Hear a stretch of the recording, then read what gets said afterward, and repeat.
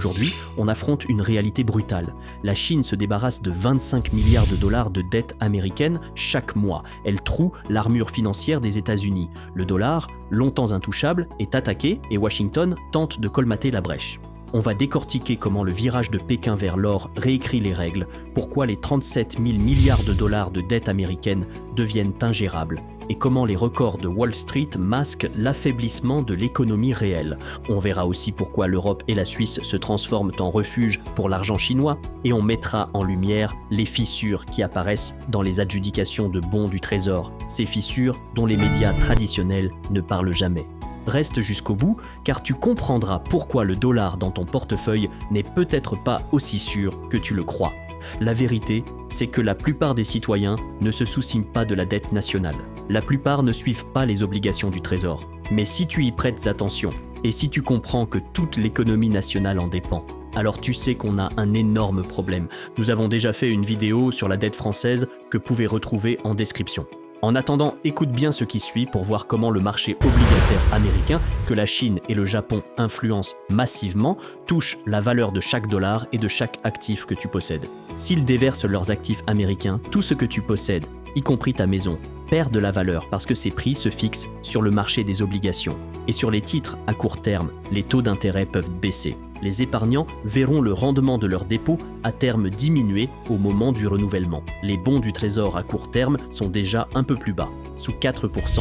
Sauf qu'en chemin, il s'est passé quelque chose d'amusant. Il y a un an, quand la Fed a abaissé les taux courts d'1 point, les taux hypothécaires ont augmenté d'1 point. Et cette semaine encore, même si les taux courts ont un peu baissé, les taux longs ont légèrement remonté ces 2 derniers jours. Ce sont eux qui déterminent les taux immobiliers. Les taux IMMO avaient baissé par anticipation, autour de 6,25% sur 30 ans. Mais ils ne descendront peut-être pas beaucoup plus si le reste du monde se dit « Attendez, l'inflation aux États-Unis peut repartir. On n'a pas envie de prêter à bateau. » Entrons dans le vif du sujet. La plupart des gens ne mesurent pas la gravité de ce qui se joue. La Chine vend ses treasuries depuis des mois. Pas un crash hollywoodien en une nuit, non. Une manœuvre méthodique, chirurgicale. 25 milliards ici, 25 milliards là, mois après mois. Et à Washington, on fait comme si de rien n'était. Sauf que ce n'est pas business as usual. C'est une hémorragie lente. Et l'Amérique est le patient sur la table d'opération. Ce n'est pas qu'une histoire de chiffres à l'écran. Les bons du Trésor, c'est la colonne vertébrale du système financier américain. C'est la perfusion qui finance les dépenses colossales du pays. Guerre, subventions, déficit, tout. Quand la Chine retire son argent, elle ne vend pas seulement des obligations. Elle tire sur le fil qui tient tout le pullover économique américain. Et quand ce fil se met à se défaire, ça ne s'arrête pas proprement. Tout part en lambeaux. Pourquoi en est-on arrivé là ? Il faut être honnête. Une grande part du chaos, oui, retombe sur Donald Trump. Son discours dur avec la Chine a été applaudi. On a acclamé ses tarifs douaniers. Mais ces tarifs, c'était de l'essence jetée sur un feu qu'on ne sait pas maîtriser. Il a acculé Pékin, et Pékin n'a pas reculé. La Chine a joué le temps long.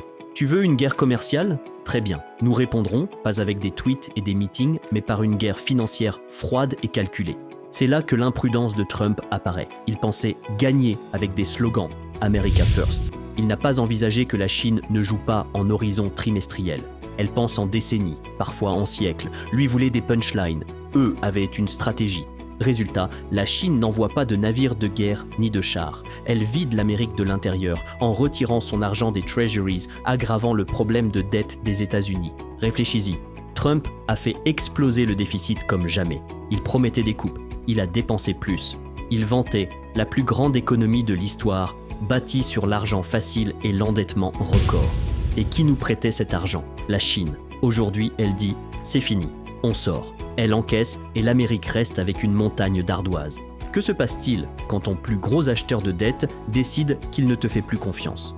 Que se passe-t-il quand celui qui claironnait avoir vaincu la Chine l'a en réalité poussé à tenir le couteau sous la gorge de l'Amérique ? Nous en sommes là. Les États-Unis tanguent, Pékin le sait et en profite, tandis qu'à Washington, le leadership faiblit. Logiquement, la Chine diversifie. D'abord vers l'euro. Ça a du sens quand tu commerces déjà en euros. Ensuite vers le Royaume-Uni. Brexit ou pas, Londres reste un hub financier et le dispositif Shanghai London Stock Connect s'étend, ouvrant davantage la City aux entreprises chinoises. la livre sterling devient un pari annexe crédible. Enfin, la Suisse.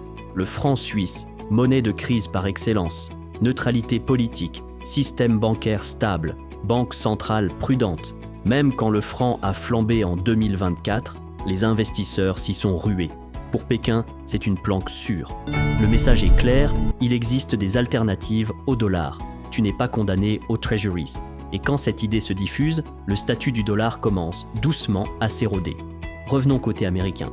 Comment Washington s'en sort-il pour vendre toute cette dette ? Pas très bien. Les États-Unis organisent environ 30 adjudications obligataires par an pour lever plus de 2000 milliards de dollars. Pendant des décennies, ces ventes étaient lisses, ennuyeuses, prévisibles. Aujourd'hui, beaucoup moins.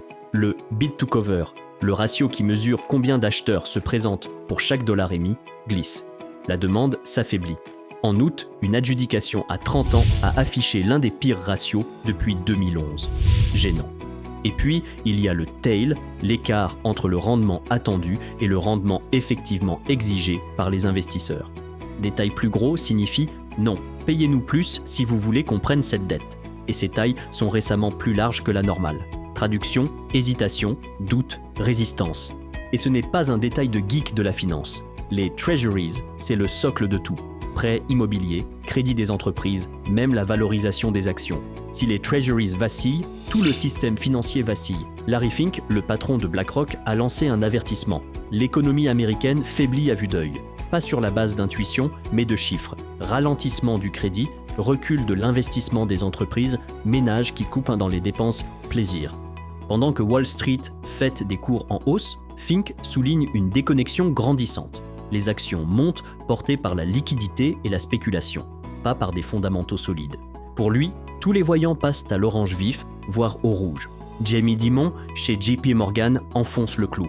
Les vents porteurs des plans de relance post-Covid s'éteignent. Les données sous-jacentes, marché du travail qui s'assouplit, retard de paiement qui monte, peuvent se dégrader très vite. Dimon met la probabilité d'une récession américaine autour de 35 à 40% dans l'année qui vient. À ses yeux, on voit poindre un nuage d'orage à l'horizon, et les ménages, les petites entreprises, même certaines banques régionales, commencent déjà à prendre la pluie. Ce ne sont pas des voix marginales. Quand le patron du plus grand gestionnaire d'actifs au monde et celui d'une des plus grosses banques tirent la sonnette d'alarme, c'est qu'il y a des fractures sous la surface. Les indices boursiers peuvent peindre un tableau de force. Dans l'économie réelle, la demande refroidit, la dette s'empile, la liquidité se raréfie.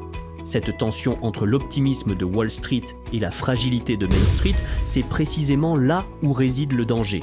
Parce que quand l'écart se referme, il le fait rarement en douceur. Et on le répète parce que c'est crucial, ces avertissements ne viennent pas de la périphérie, ils signalent des faiblesses profondes. Les actions peuvent monter, mais sur le terrain, la demande se tasse, l'endettement gonfle, la liquidité s'amincit. C'est cet écart entre l'euphorie des places financières et la réalité des foyers et des PME qui prépare les secousses. Et quand ça casse, ça ne prévient pas. Alors, où cela nous laisse-t-il ? Soyons cash.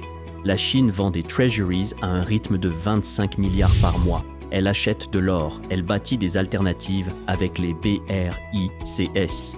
Les adjudications du Trésor sont chancelantes, l'économie ralentit, l'inflation reste collante, la dette grimpe dans la stratosphère. Ce n'est pas tenable. Il faudra que quelque chose cède, soit Washington coupe franchement dans les dépenses, politiquement quasi impossible, soit le statut du dollar s'effrite lentement jusqu'au jour où il craque.